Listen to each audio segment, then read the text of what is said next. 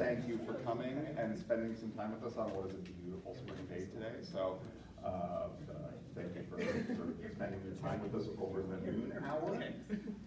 As always, I'm the organizer of our Brown Bag Lecture Series, Dr. Nathan Ty in the History Department, and we are, as always, very excited for the welcoming support from Christy and the rest of the Kearney Public Library and their staff. This really is, one of my favorite things, and one of the favorite things that we get to do is just have some really fascinating conversations about a wide range of historical topics with our community.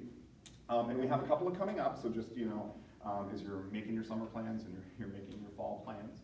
On June 10th, we're going to be having a presentation from one of our public history graduate students, Logan Osmera, who's right here. And we'll be discussing his work and really his obsession with civil defense in Nebraska. So if you want to talk finer points of air raid sirens, this is the man that you want to talk to. So he's going to be talking about some of his work in kind of the myriad of the histories of the Cold War in Nebraska, and particularly civil defense. And it'll be a wonderful presentation, and we'll learn all sorts of fascinating stuff from Logan. And then in August, on August 12th, we're going to have Delaney Tracy, who is another one of our wonderful graduate students here in the history program, and she's going to be talking about her work into the businesses of the Frank family from the G.W. Frank Museum. Appropriately, thank you for just walking in right at that moment, April. At the G.W. Frank Museum, which April leads, and talking about how the Franks, the kind of major real estate barons and investors in our community were not actually all that successful at business, having gone through a lot of the records and things. So this will be a really fascinating topic, and we're really excited for Delaney to share with us in August on the Frank-owned businesses. As always, information about the history department, what we're doing, and more importantly, what our students are doing is on all of the requisite social media sites. And it is something that we do, again, with the support of our community. And so if you're interested in supporting us, we do have that information. There's also further information available on the back table. Now, before we begin, I want to apologize for the false advertising. I am not Lina Homberger Cordia.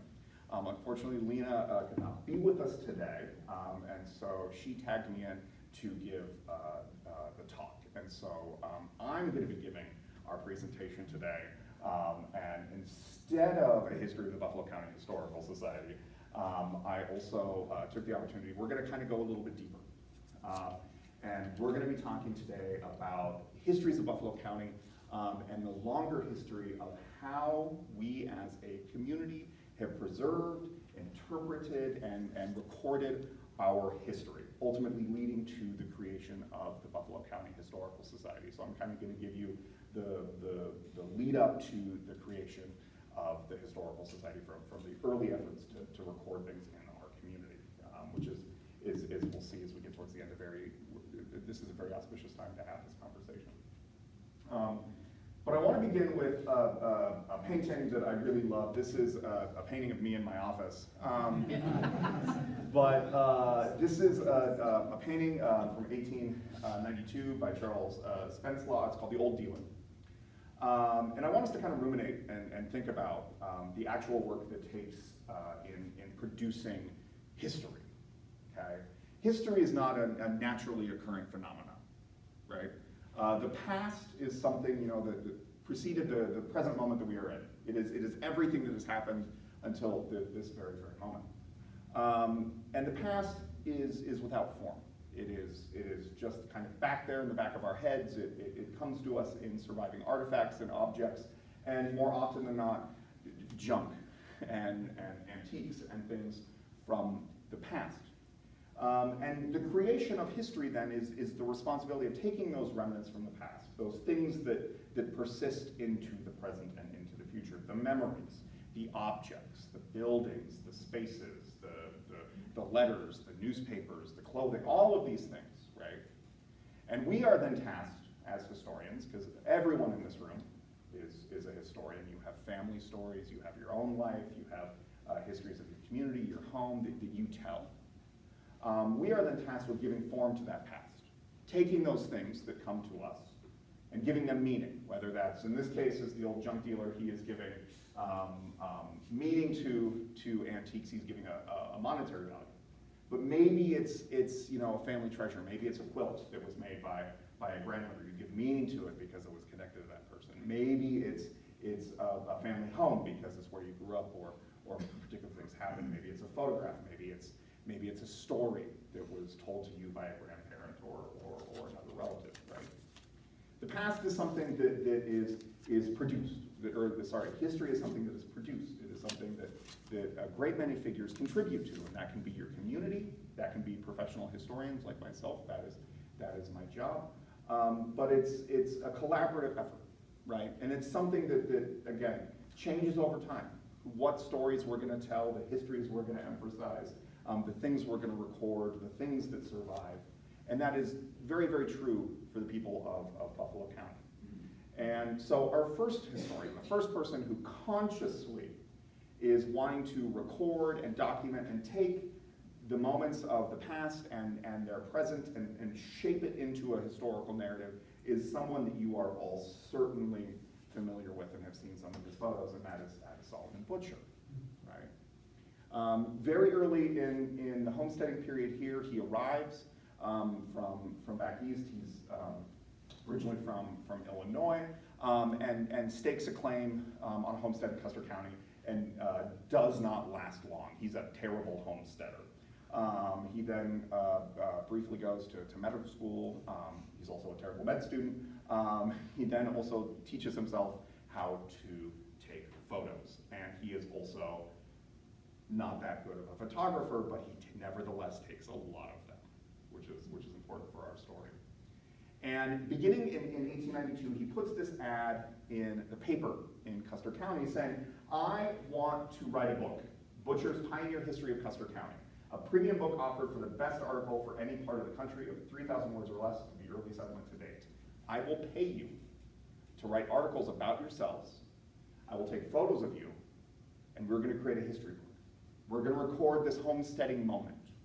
Okay, we're going to take the past, we're going to take the present, and we're going to give it a narrative. And he does. Beginning with his own history, this is him in front of his dugout, where again, he really doesn't last. He only lasts a couple of weeks. I think it's about 2 weeks that he lives out here, and then it's like, nope, not doing this. I'm going into town. But records through the help of his family. This is his son, Abe. They have a mobile photography studio. This is out on the Middle River, where they travel around Custer County, documenting and recording the experiences of homesteaders so that they can make a history book. And the medium that they're trying to do this through a book, through photography, again, is fairly novel in this time period, but they also want to make money. I mean, they're selling this book, they're selling subscriptions, they're recording these stories, both for posterity and for financial gain. And they record these, again, these moments of kind of life in the homesteading period. We see here this family in their hillside dugout. We can see the watermelons that they have arrayed here. There's a small swing that they have here. Okay. Or this family near Westerville in Custer County, which is a partially an African-American homesteading community. We see this family here. They have a hired girl who's from one of the nearby African-American families, some really depressing looking children, a chicken just kind of out here in the corner, their mules, but giving us that experience, giving us that documentation of this kind of this brief moment of what is happening. And also folks who are just beginning that process. Families who have not built the sod house yet. This is a young family who has just come out. They're tenting at a neighboring homestead before they actually go out. You can see their stereo here. They've got some songbirds in a bird cage. And to give us again this kind of just glimpse into this moment. And these are moving images of this moment, this family. This is, I like to use this one to demonstrate his photography skills. Half the picture is fence, right? Like, come on, man. Like, can you show us something else? But we can see how this family is making money. They're picking up antlers and bone that they're then taking into town. They can be ground up for fertilizer. You know, ill-fitting Sunday clothes on their best. They've also got 2 stereos here. They've got 2 bird cages. Okay, and then the little garden that they're probably supplementing their diet with herbs and vegetables and other things. We also see his kind of creativity. It's washed out a little bit, but he actually has scratched smote into this negative, kind of an early form of Photoshop. We can see this is a family that has added on to their home. They've got corn growing through the roof. There's a cute little and then also some plants. But we also begin to see kind of the creation of the infrastructure that is going to maintain a lot of these spaces. This is a one-room schoolhouse. And an early one-room schoolhouse in Custer County. We have the teacher, who is the elder adult woman here, all of these children. Their playground equipment consists of a rope, and about half the students in this photo aren't wearing shoes. So really, again, kind of the rough conditions that he is existing in. And he produces this book, publishes it ultimately, and it is not successful. It does not make that much money. It is mostly bought by local people, and folks out back east and in other places are not really interested in a history of Custer County. It just doesn't excite them all that much, and so he does what a great many homesteaders and farmers do as time gets rough. He moves into town, and specifically he moves into Kearney. So this is Solomon Butcher's studio, right here next to the New Era newspaper office. And a great many of us will recognize this as KJFW. So moving in just down on Central Avenue, he actually spends the majority of his photographic career in Kearney. And produces his books. He publishes another book on sod houses, and will continue to photograph. And he will be one of the leading photographers in Kearney in the early 20th century. Now, he's not the best photographer in Kearney in the early 20th century. That is H.E. Anderson. So he's kind of like the second tier. Like, his prices are a little lower, the quality's a little lower. Go get a butcher if you need a photo. And he records Kearney in this period. This is looking from just north of Lake Kearney. So here's Lake Kearney here, the administration building for what will become UNK is here. The courthouse is down here. And the Midway Hotel is just over here. And begins to document and record, taking that same kind of record that he is envisioning that he had done in Custer County. We see events in downtown Kearney here. This is a parade visiting town. Again, based on his skill, it's half road, right? Like, we don't need that much of the street. Really has a trouble composing his images sometimes. The first school bus at UNK, the first kindergarten class at UNK. This photo approximately where the traffic circle and kind of the entryway sign is to Kearney, University of Nebraska Kearney today over on 25th Street. Also, the administration building, which some of you will remember, the powerhouse also back here, Green Terrace just back behind the trees there.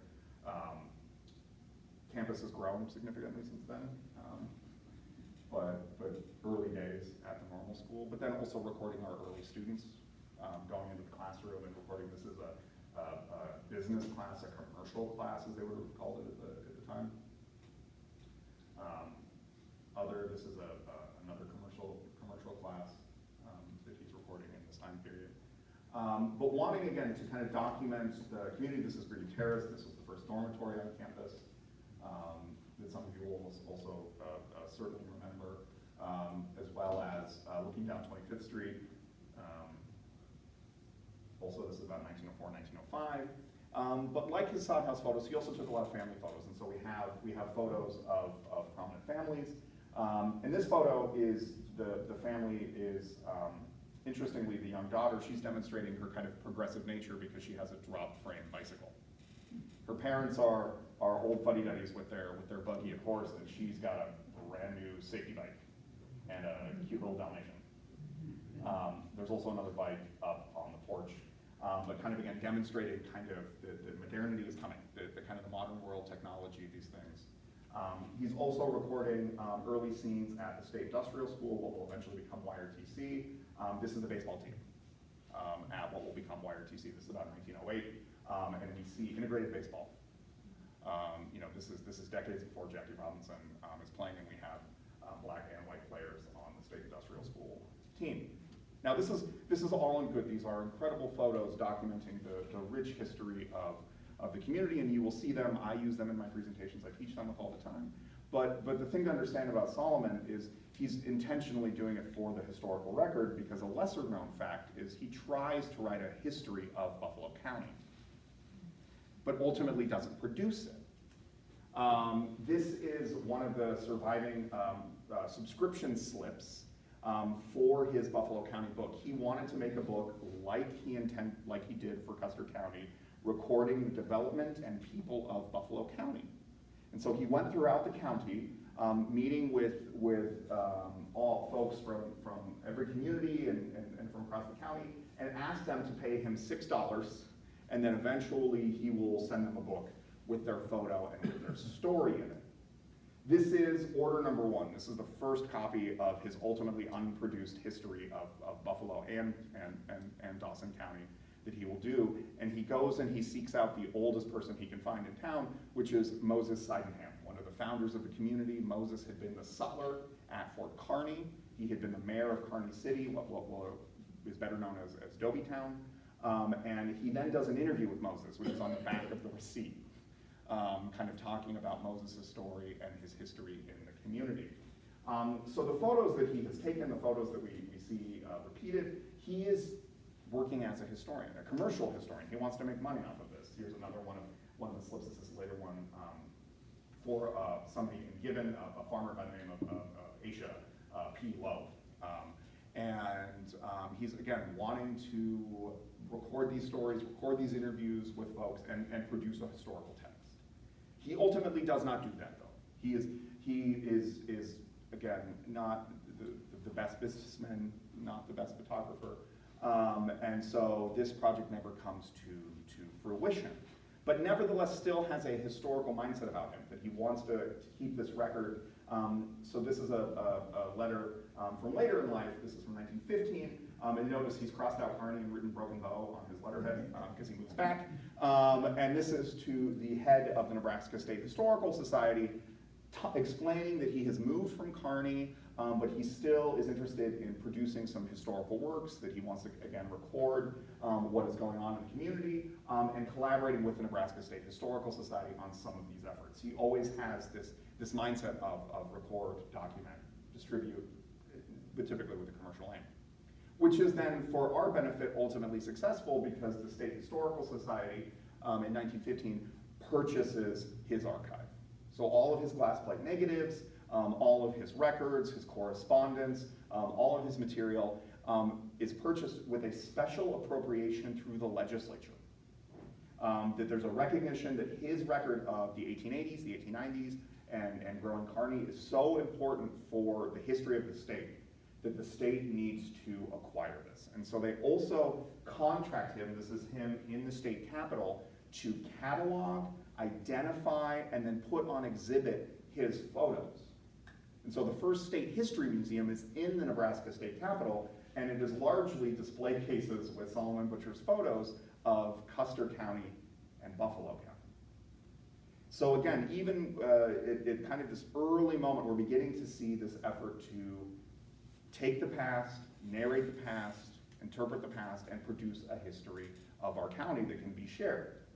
And there are others in the community who are also kind of having a similar impetus in this moment at the turn of the century. For the Kearny Public Library, very importantly, one of those figures is a woman by the name of Lottie Norton. There's a photograph of her downstairs with a copy of the deed giving the land on which we now sit over to the Kearny Public Library for the creation of a library. She's very involved in the local DAR and other businesses and other ventures here in town. And in 1910, she leads an effort to put the first historical marker in Buffalo County. In 1910, they erect a historical marker, and it is now just across the street next to the Civil War Monument. It's the monument to the Oregon Trail. And as she tells us in the account of this, is that this is, again, this very historically minded effort, that they are putting up this monument And she admits, kind of in the frame of historical reference in this time period, that it is to document a romanticized past. We need to remind us of the romance and tragedy of the history of the old Oregon Trail. But that she's not doing it for the people in the community in Buffalo County today, because there are still people who went on the Oregon Trail in Buffalo County in 1910. But as she tells us, but for our children and our children's children will need these monuments. And so at the same time that Solomon Butcher is taking photographs and hoping to produce a history, we have other members of the community who are putting up monuments and trying to give a firm support to the narratives that the community wants to tell, right? That this is a story. There are other stories, but that the Oregon Trail, and particularly framed this way, is a story that the community wants to tell. And that becomes a major fixture of the historical narration for the community, the Oregon Trail. Now, think about that though. Where are people going on the Oregon Trail? They're going to Oregon, right? They're not coming to Kearney, right? So we're putting up a monument for people who are passing by and saying hi, and then going on, right? And so this is an interesting thing to be then part of the historical record, because it is an important local story, but it's not a story about locals. It's a story about people in the Willamette Valley in Oregon, who, nonetheless, we have folks who come back. So this is a photo of Ezra Meeker, who is kind of one of the key figures in the historical memory of the Oregon Trail. This is a photograph by Solomon Butcher. And this is a photo of Ezra Meeker with his oxen in Kearney in 1910. This is just south of, the low building is right here. This is Central Avenue right here. So this is now a strip of parked cars in front of Platte Valley Brewery, just down the street. But Ezra Meeker had gone on the Oregon Trail. He had gone to the Willamette Valley. He had actually very famously introduced hop farming to the Willamette Valley, so a lot of the craft beer industry can be this is your guy. But in his old age, wanted to ensure that the United States would remember the Oregon Trail. So almost every year, he would go back out on the Oregon Trail with his oxen and travel the route that he had traveled in the 1840s. And it became such an important story, particularly for Oregon and for folks along the Oregon Trail. You can go to the Oregon History Museum today, and both of his oxen are stuffed and on display with his wagon. But he comes to Kearney a lot, and he comes to Buffalo County a lot. This is 1910, shortly after the historical monument for the Oregon Trail has been put up, and then again in 1912. And again, is trying to historicize and emphasize the history of the Oregon Trail for people here in Kearney. Hey, I went on the Oregon Trail. I want to tell you about this story. I want to commemorate it. I want to put up monuments. I want to record what is going on. And he does that. He puts up monuments all throughout the surrounding area and contributes to kind of the memory of the trail. And so we see, again, in this moment, this impetus to record, to document, and kind of choose which narratives we're going to talk about. We're going to talk about the trail. We're going to talk about the development of the county, but we're again kind of framing it in a fairly narrow fashion. We see also in this moment another gentleman emerge, Samuel Clay Bassett. This is a photo of him in his farm, Echo Farm, in outside Gibbon. And Samuel Clay Bassett is a very, very interesting figure kind of in the history of Buffalo County. Here's a slightly earlier photo of him. He is one of the founding members of the Civil War Veterans Colony, but that eventually becomes the city of Gibbon. So a group of Civil War veterans after the war kind of pool their homestead claims and the land that they are being provided by the government and organize a colony, and they all move to Gibbon. He's the historian of this organization. He keeps the records. They have annual meetings through the 1930s where descendants and children and surviving Civil War veterans kind of meet and discuss their time in Buffalo County, also their experiences during the war. He's also a very progressive dairy farmer. He wants to bring a lot of kind of scientific innovation into farming. He founds the Nebraska Dairymen's Association. He's very involved in kind of national and state issues relating to farms, and then serves 2 terms in the Nebraska state legislature, where very famously, in 1911, when the state of Nebraska nearly moves the capital to Kearney to punish Lincoln for closing down all the saloons, he is one of the deciding votes to not move the state capital to Kearney. And we'll see that story pop up once more. And in 1910, he decides that he wants to create a Buffalo County Historical Society. And so he does, and incorporates the Buffalo County Historical Society in 1910, but it very quickly flounders, and not a lot of people are really interested in having an organized effort, and we'll see this again and again and again.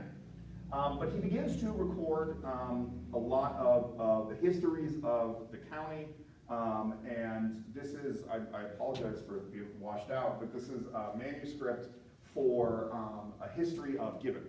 That he begins to kind of piece together. He does a lot of lectures, he does a lot of talks, speaking all around the county, talking to his friends, talking to family, and recording their stories, which he then ultimately puts into the first locally produced history of Buffalo County. It's a 2-volume history of Buffalo County that compiles, the first volume is kind of a narrative history of the county, told from the perspective of settlers.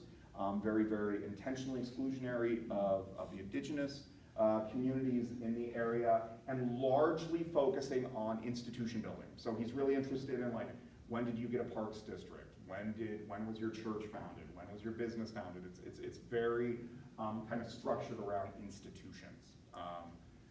And the second volume is just biographies of largely prominent men in the community.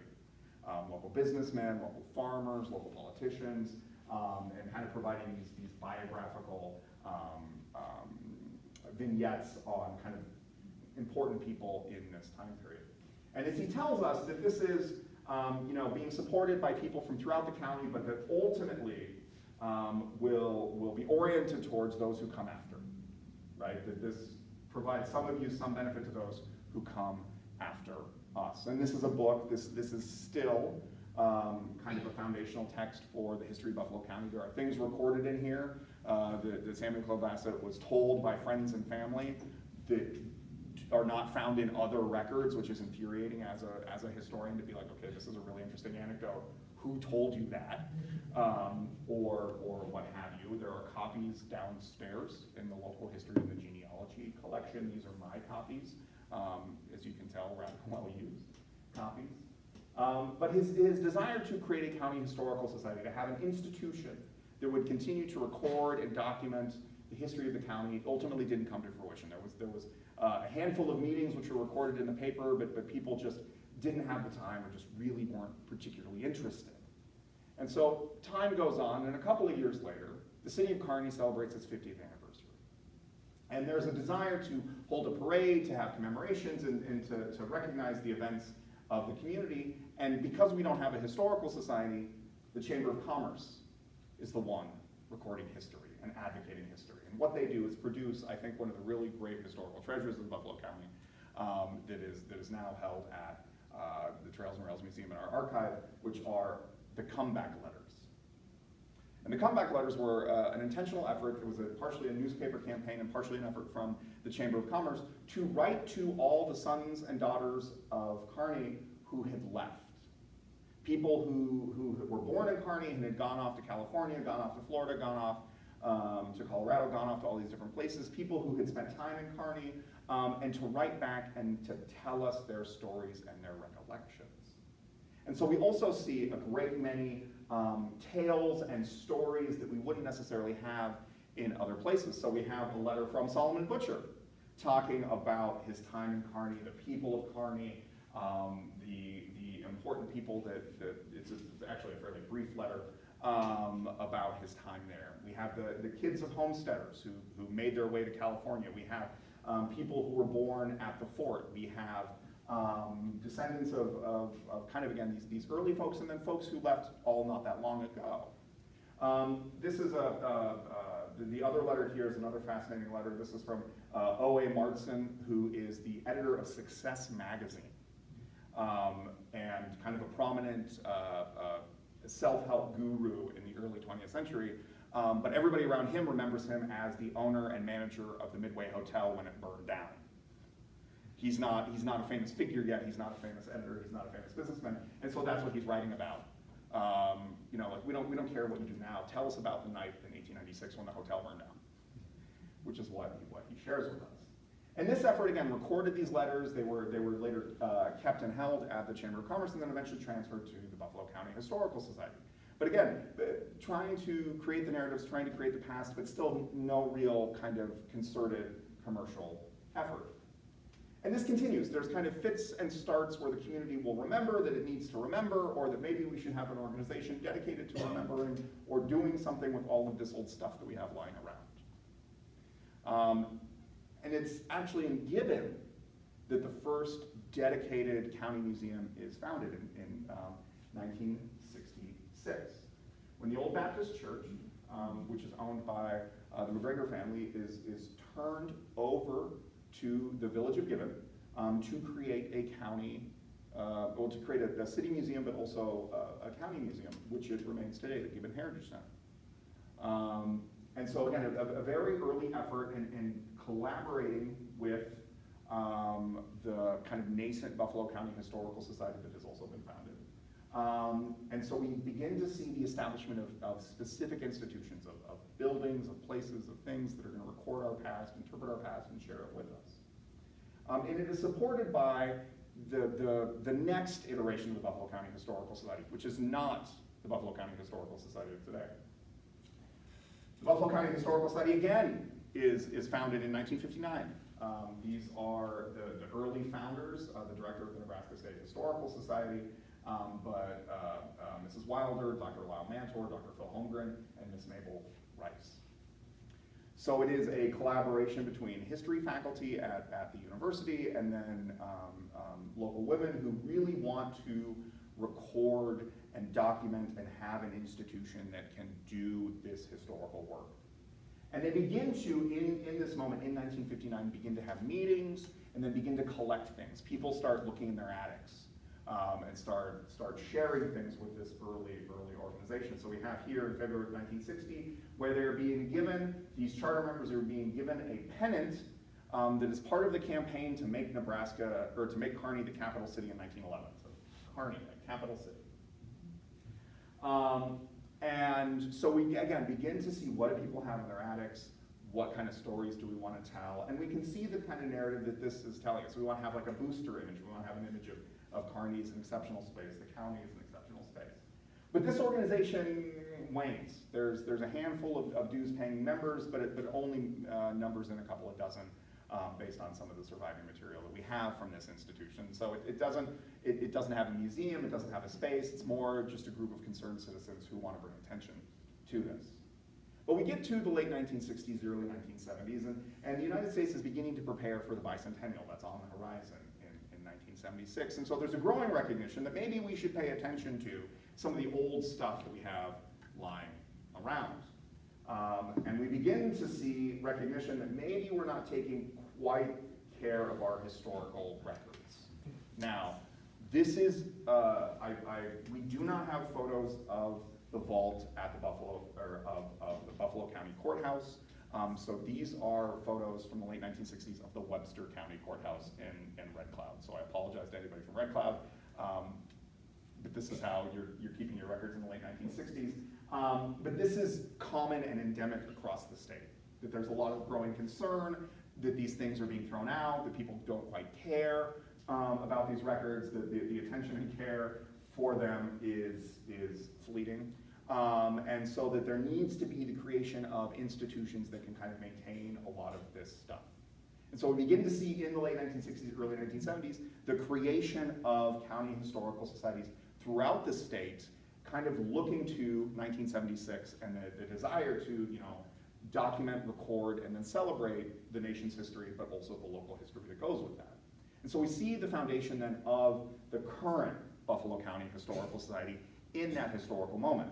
And they begin to record and document and share. They begin with programming before they begin with a building.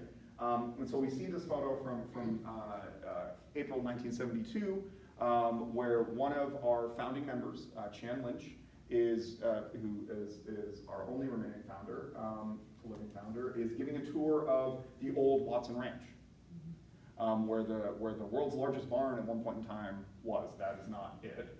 That's just a very big barn that happens to be where a much larger barn was. but begins to do programming, and discussions and involvement and advocacy for documenting our history. And part of what also is spurring a lot of interest in documenting our history is the active destruction of it. So this is surviving footage from Frank Rauch, who was a dentist here in Kearney, who in 1974 sat across the street from the courthouse and watched them demolish it. So throughout Kearney in this time period and throughout the country, there's also this post-war impetus that these old buildings, these things left over from the 19th century aren't functional for the modern era, right? And so there's significant demolition of historic buildings across the country in this time period. From Penn Station in New York City to the Buffalo County Courthouse, the Fort Kearny Hotel, the Midway Hotel, and then the Union Pacific Depot here in Kearney as well. And so this growing kind of recognition of destruction in the name of progress or the name of improvement is beginning to concern a lot of people in the community. Like, what are we losing when structures like this are gone? What are we losing when we're losing this heritage? And you can see, as happened here, they actually built the current courthouse around the old one. So you can kind of just see on the periphery of the building. So it's actually the west parking lot of the Buffalo County Courthouse, the kind of horseshoe parking lot. That's where the original courthouse used to be. And so we see, again, this desire to maybe preserve or document or at the very least bring some of the county's past to greater attention, which leads further to the creation of the Trails and Rails Museum. This desire to not only document, record, and program also means moving buildings so that we can preserve them. And so in 1975, the Trails and Rails Museum at the Buffalo County Historical Society received its first building, which was the Union Pacific Depot in Shelton. There were long negotiations with the Union Pacific Railroad to get the building, conversations with the railroad. The railroad in this time period, passenger service had ended. This is the era of early Amtrak, and the railroad now just wanted to begin to demolish all of these passenger stations that they kind of had lying around and no longer needed. And so the Buffalo County Historical Society was able to successfully have this structure moved where it remains today. And it's a lovely building. I spend a lot of time in this building. It also has a basement full of stuff that I spend a lot of time in. But it is not quite a museum, it's a historical structure. And so there were continued efforts. The following year, again, kind of as bicentennial celebrations are beginning to wane. In December of 1976, the president of the Buffalo County Historical Society, my predecessor in the history department, Phil Holmgren, kind of outlines the vision that we need a museum.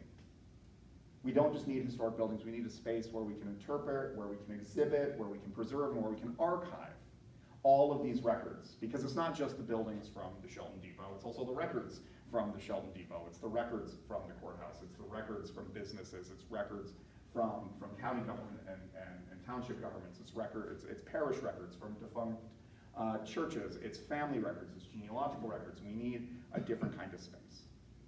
Okay? And so there's a continued conversation in the community about building a museum and not just preserving these buildings, not just having these spaces, which culminates in another act of historical destruction, which is the effort to save the Union Pacific Depot just down the street from us where we are right now, the Union Pacific Depot here in Kearney, which is ultimately demolished in 1981. But a long concerted community effort led by the Buffalo County Historical Society and other concerned community members to preserve the depot, to make it a community space, to make it a space that can be used for the benefit of the general public, to the point where the city of Kearney authorizes $50,000 to be put towards the effort, along with money raised by other community members, to cut the building in half and transport it to a different location where it can be used as a community space or a museum or ultimately some other effort. But the Union Pacific Railroad felt that the Kearney community was dragging its feet, that their ultimate efforts to move it were not going to be to fruition, and so they demolished it, much to our chagrin. But the need to record and nevertheless document that history, the Union Pacific Railroad has also been a partner in that preservation effort, bringing us the Shelton Depot, which we still have today, and also our locomotive, which was transported to the museum after, as many of you will remember, being at Pioneer Park in the Pioneer neighborhood for a great many years after the railroad donated to the city of Kearney in the 1950s. And in its time at Pioneer Park, it was heavily vandalized, so it's missing a lot of stuff from it. But these efforts to document and record are being pushed by efforts to remember, those who are being lost, to remember and create historical narratives for the future, but also record what is actively being lost by the community over the last 40 and 50 years, culminating in the creation of today, the Buffalo County Historical Society, right, which we have a half dozen buildings from all across the county, the Freighters Hotel from up on the Loup River, from the first one-room schoolhouse in the county, the old German Baptist church, a log cabin from, actually technically from Hall County, but we're going to claim it, and the Boyd Ranch House, which is the first wooden frame home in the county and formerly owned by Governor James Boyd, and then other structures, the Sunflower School, which we recently received from north of town, the blacksmith shop, the livery barn, and our textile tales building. So this is not something that came about naturally. There are fits and spurts that led to the creation of a historical institution. The Buffalo County Historical Society has been founded and failed repeatedly across the history of the 20th century. And there have been efforts throughout this history to document it, to record it, to share it, and bring it to wider fruition. But it really took the destruction of a great number of buildings, as well as the celebrations of the bicentennial in 1976, to kind of finally put the efforts into the community to create an institution that we hope will endure for as long as it can. So I want to close with an invitation for those of you who might not have been to the Buffalo County Historical Society in a while or ever. We have a lot of exciting programming, a lot of exciting events, a lot of things that are happening. And we just completed a couple of weeks with a lot of fourth graders doing their Nebraska History Unit and learning all about the past in really hands-on and engaging ways. But as we shift into the summer, we continue to have our Constitutional Freedoms exhibit, which is part of our programming for the 250th anniversary, where we're talking about all of those constitutional freedoms as they're manifested in the history of Buffalo County. So we have early voting rolls on display, early newspapers, early parish records, and other fraternal organizations. And then we are also having a grand opening for our new Textile Tales building now just at the end of the week, where we're going to be, we have a wonderful space that is filled with uniforms, with clothing, with quilts, and other textile objects that have been donated and shared with us throughout the county. And so we're very, very excited to be bringing you both of these exhibits curated from the collections at the museum. And so with that, who's got questions? Can you comment on Solomon Butcher's written stuff, its quality and accuracy and usefulness? Solomon Butcher's historical, it's embellished. It's he's trying to tell a really good tale.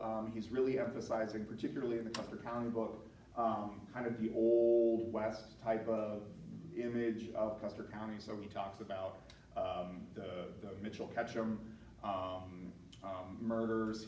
He's talking a lot about like cattle rustling and things towards the end.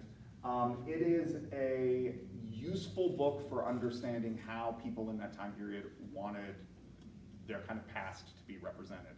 As a factual, textual, robust work of like historical scholarship, it is very wanting, but nonetheless is a compelling book. And the family histories are useful because those are fairly accurate. It's when he's talking about other things like desperados and shootouts and stuff that it gets a little embellished, to say the least. And we do have copies down in the genealogy collection of Butcher's books. There are later reprints of his books. The original editions are fairly hard to come by, and the Kearney Public Library's first copy of Solomon Butcher's History of Custer County was actually donated to the library by Butcher himself, wanting to make sure that, again, his historical work was available to other folks in the community. There's also John Carter, the late photography curator from State Historical Society, has a biography and it's a size of a coffee table book on Butcher and his life and his photos that is really enlightening. You were talking just late in the presentation about fits and starts for the Historical Society and the documentation in the museum. And I'm wondering, is that Buffalo County's, that rhythm and cadence and when it occurred, is that held in common with Nebraska as a whole or the non-coastal parts of the nation as a whole? Is it a bigger trend or is it specific to us here?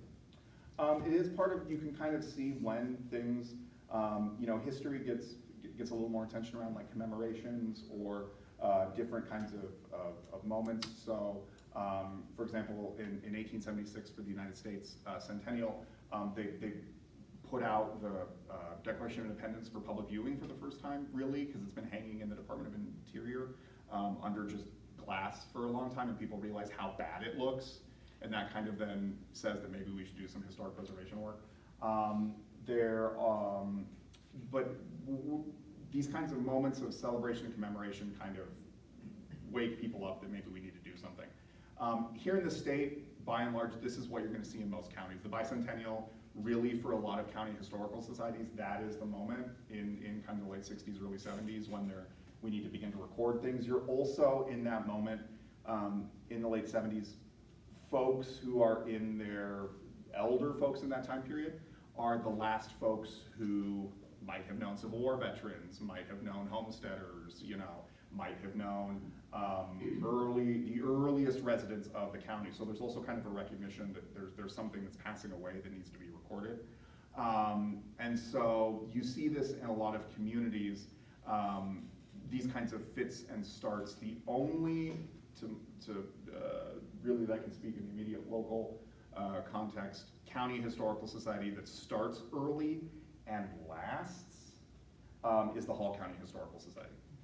Which is in central Nebraska the oldest historical society. They're founded in the 1920s, and it's still the same organization. Now they only own a handful of buildings, and they don't have a large amount of records. Everything is facilitated and transferred to the Stir Museum. So they're two separate entities. They still nevertheless work fairly close together. But we see that in kind of our surrounding area, that it's bicentennial, or it'll be the centennial of the town, or some sort of commemoration that'll kind of get people excited. And nationally, that really also is a similar thing. A lot of the historical societies back east, in particular, it's late 19th century. You're seeing stuff getting founded, or people wanting to document things. So we follow the national and kind of regional trends fairly closely when we're doing stuff.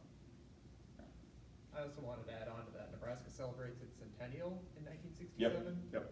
And so from what I've seen, a lot of states in the Great Plains, they become states, they celebrate their centennials in the 60s. That gets people thinking about like, oh, maybe we should do something about this. And the bicentennial comes around, and that's when they really start implementing those plans. I know Game and Parks, I think, starts establishing a lot of their historical parks in the late 60s, early 70s here in Nebraska. So just to add on to that. Other questions? thank you all for coming. Thank you for spending your noon hour with me.